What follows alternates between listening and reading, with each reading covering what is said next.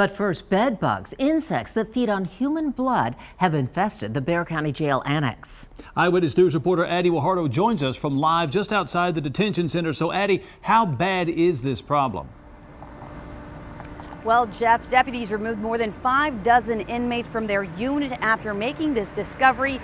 And just yesterday, a pest control company began a 3-day treatment to get rid of those bed bugs. Now, medical staff discovered this bed bug infestation just yesterday around 12:30 in the afternoon.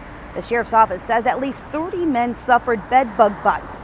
As a precaution, all 64 inmates staying in that unit were removed and their clothes was taken in for treatment.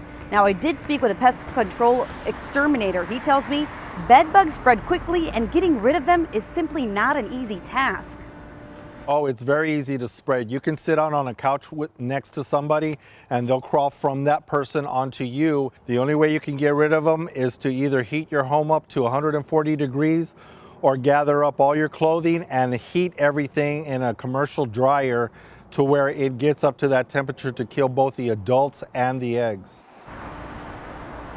Now, those inmates removed are now being housed at the South Tower. That's just down the street from this jail where they were previously at. Now, I'm also being told that the pest control company did sterilize those mattresses and place them in bags and threw them out. They're also going to be checking other units to make sure that there isn't any bed bugs in any other places throughout the jail.